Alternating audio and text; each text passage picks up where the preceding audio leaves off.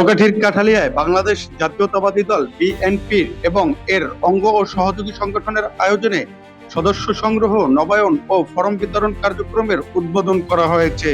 সোমবার বিকেলে কাঠালিয়া উপজেলা পরিষদ অডিটোরিয়ামে অনুষ্ঠিত এ সভায় প্রধান অতিথি ছিলেন বিএনপির জাতীয় নির্বাহী কমিটির সদস্য ও জাতীয়তাবাদী মহিলা দল কেন্দ্রীয় কমিটির সিনিয়র সহসভানেত্রী জিবা আমিনা আল গাজী।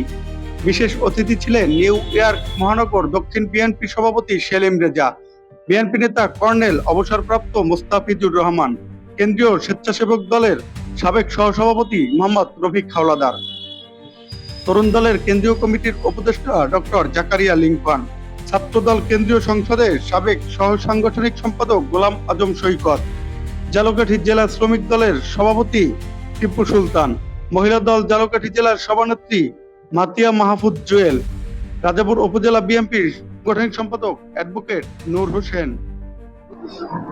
এছাড়াও অনুষ্ঠানে উপস্থিত থেকে জেলা ও উপজেলার বিভিন্ন পর্যায়ের নেতৃবৃন্দ বক্তব্য রাখেন। গণতন্ত্র পুনরুদ্ধার এবং দলের সাংগঠনিক কার্যক্রমকে তৃণমূল পর্যন্ত বিস্তৃত করতে এই সদস্য সংগ্রহ কার্যক্রম অত্যন্ত গুরুত্বপূর্ণ বলে জানান বক্তারা। আগামী দিনের আন্দোলনে সক্রিয় অংশগ্রহণের আহ্বান জানান এবং দলীয় ঐক্য ও সাংগঠনিক দৃঢ়তার উপর গুরুত্ব আরোপ করেন নেতৃবৃন্দ। জিবা আমিনা আল গাজী, অন্যতম সদস্য জাতীয় নির্বাহী কমিটির ক্ষমতা দায়িত্ব অর্জন করার জন্য আমি এটা নিয়ে জোরালোভাবে কাজ করবো আমাদের পুরা জেলায় ইনশাআল্লাহ আপনাদেরকে কথা দিতে।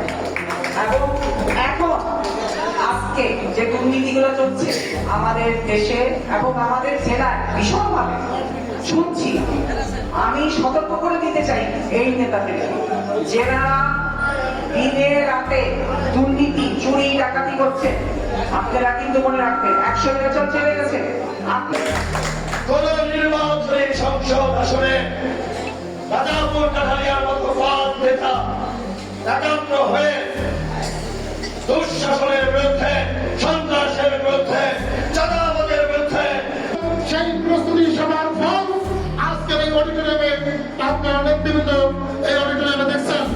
আজকে আমরা অডিটোরিয়ামে জায়গা দিতে পাই নাই, অডিটোরিয়াম বাইরে শতে শতে নেতা কর্মী তারা দাঁড়িয়ে আছে। তাই আমি দুঃখ প্রকাশ করছি আজকের এই সভায় যারা আয়োজন করেছেন তাদের পক্ষ থেকে